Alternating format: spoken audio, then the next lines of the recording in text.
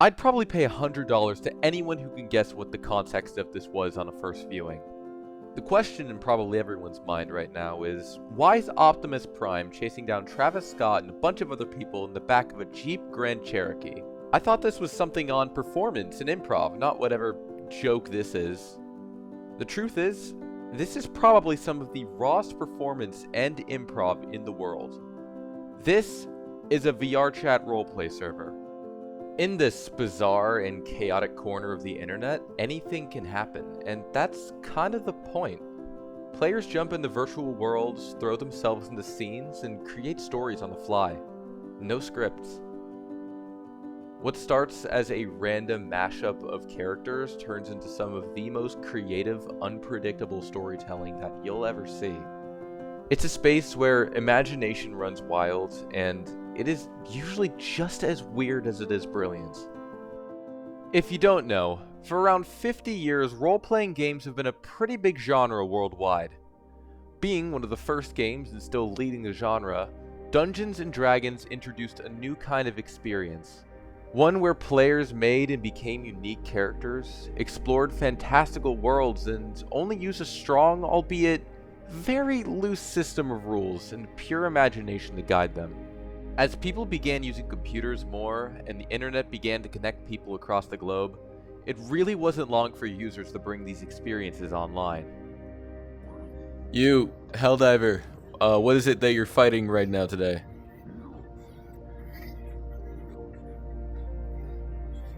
Alright, good talk. While the core principles of role-playing, that being creating a persona, immersing yourself in a fictional world, and interacting with others remained untouched, the rise of online multiplayer games offered something brand new. A shared virtual space where players could see themselves within a game and actualize what was happening in their head. Games like Minecraft, Gary's Mod, and Grand Theft Auto 5 emerged as some of the most popular platforms for roleplay servers to exist on, and give players the tools they need to create their experience. In these virtual worlds, the lines between fantasy and reality blur, allowing a new generation of players to live out their stories in ways once thought impossible. The role-playing experience found a natural home online, where creativity, community, and technology converge to redefine what it really means to be a player.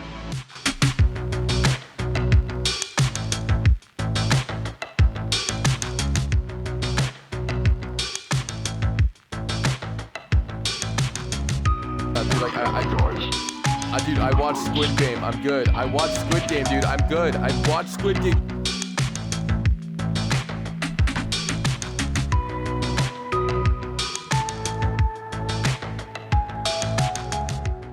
Now, what does any of this have to do with performance?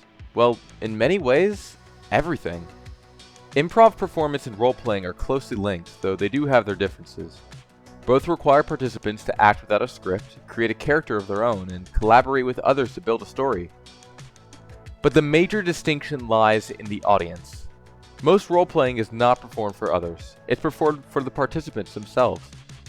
It's about creating a shared experience and immersiveness, but there's not necessarily an audience in the traditional sense. Improv performance is for the audience and scene, while role-playing is for the participants and story. However, VRChat adds something new to this dynamic. In VRChat, players can create and inhabit all kinds of virtual spaces called worlds. Some of these worlds are dedicated entirely to role-playing, such as City 10, Every Tag-In World Ever, and the ever-popular SCP sites. But there's a lot more to VRChat than just role-playing. There are worlds for minigames, virtual bars, hangout spots, and honestly so many other types of spaces that it would just take an entire other documentary for me to cover them all. What makes role-playing into more like an improv is the way participants can organize and show up to these worlds in what are called raids.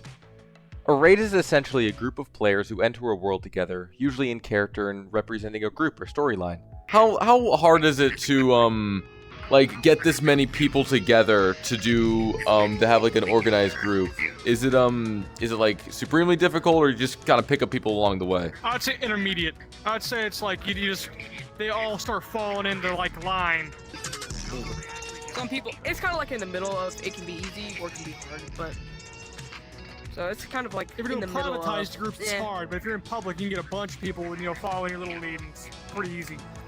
The key here is that these raids tend to attract attention from other players, whether they know what's going on or don't. And whether it's planned or not, this creates an audience. Suddenly the performance isn't just for the participants, it's for others. This element of more improvisation, reacting to the world and other players in real time, turns what might have just been a private, self-contained experience into something much more dynamic and performative, much like improv theater. So even if the performance wasn't the initial intention, the fact that people are constantly reacting to the audience, adjusting, and creating on the fly turns role-playing into a live improv. It's spontaneous, unpredictable, and a show for anyone who happens to be watching. To delve deeper into the communities themselves, it's important to recognize that most groups draw inspiration from existing media, though a significant number do also create entirely original worlds and characters.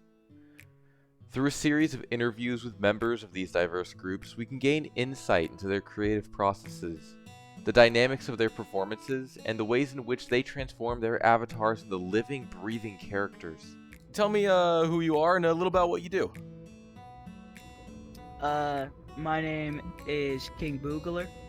I essentially lead a group called the Legion of Combine. It's based on Half-Life. What do we do? I'd say in our trainings we do different types of game modes, like those Tyranids, Necrons, Orcs. And maybe sometimes, rarely, we can possibly go to war with another group. Our decree as Altera. If we see you in any instance or anywhere,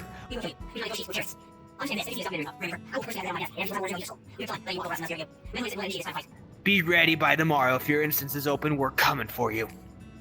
Amen. Sir, this is a documentary on Vrchat performance. We are in lore of our lore. We are basically like interdimensional police. We have our own heavies. We patrol. We make sure everything is all right. We have, I think, 32 or 33 members, maybe 31 members as of right now.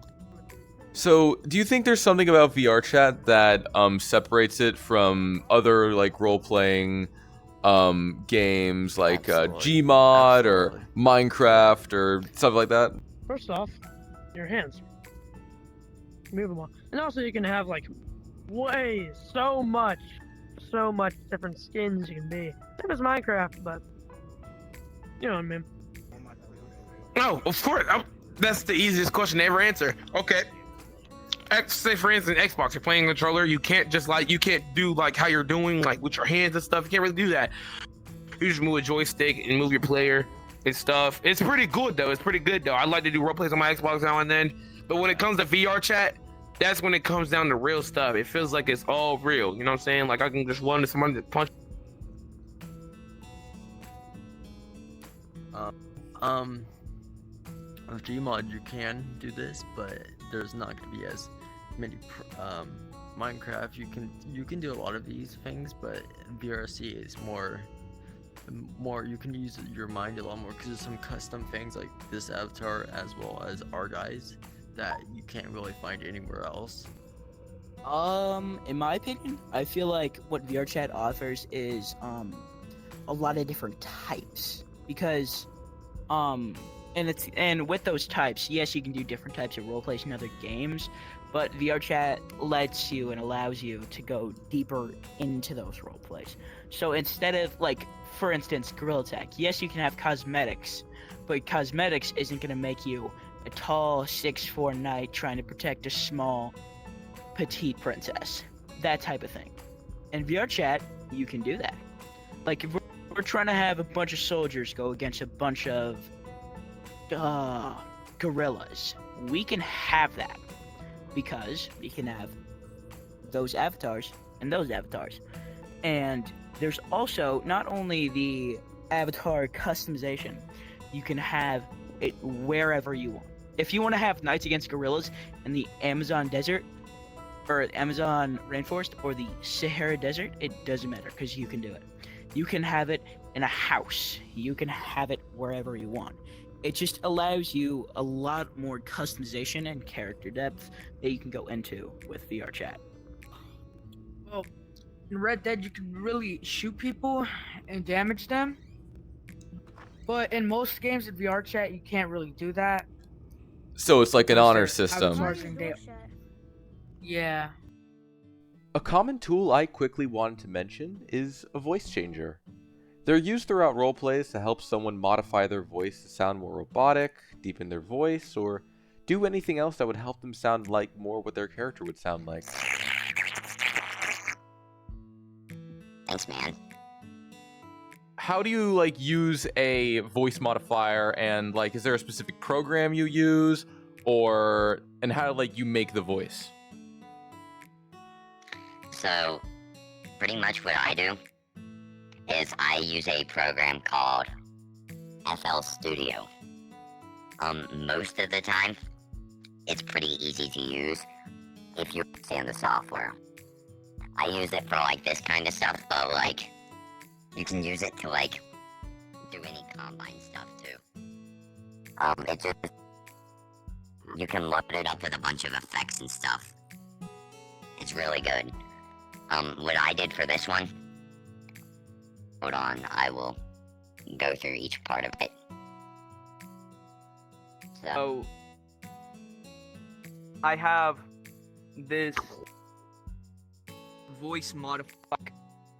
It modifies the pitch and stuff of it, and pretty much you can take the formant, that's how I say it at least, and invert it, which is pretty much like the raspiness of your voice, which gives it the weird sound like that. And then there's also your sound godizer that will like make it loud.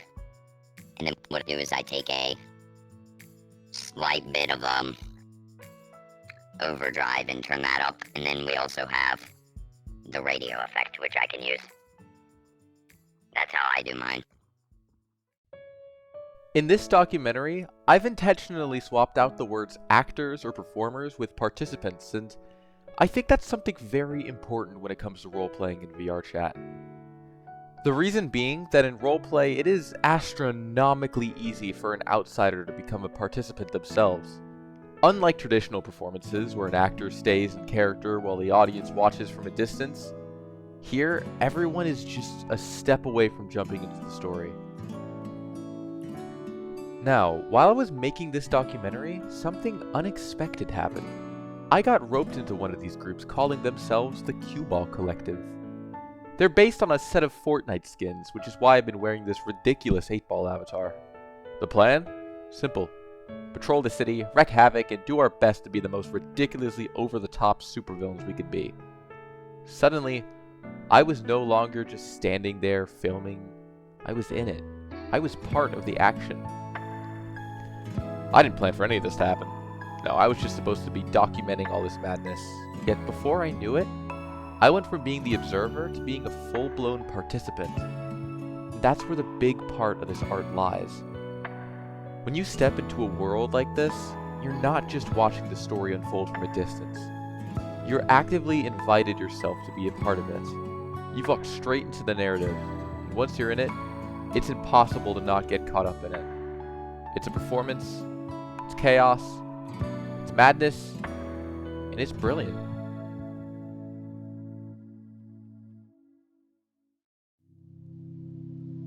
My time exploring this virtual space has shown me a lot about not just a new kind of performance, but also how people can take their creativity to whole new levels.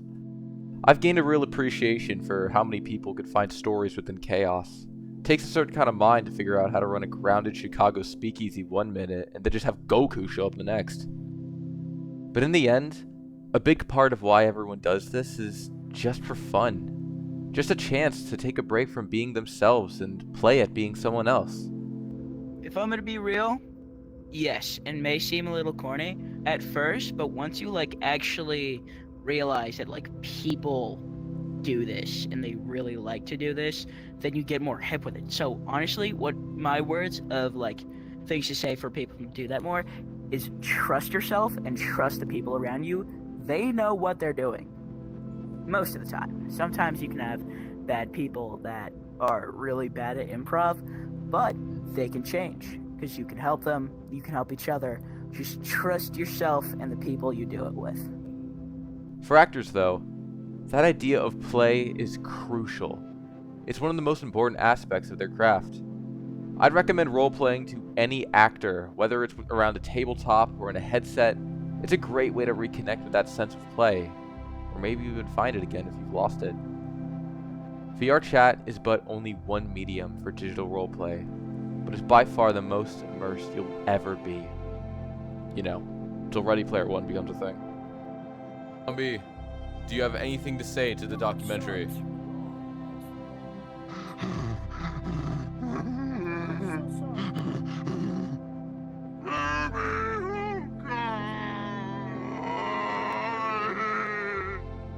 Alright, thank you. Appreciate it. Light of the Emperor!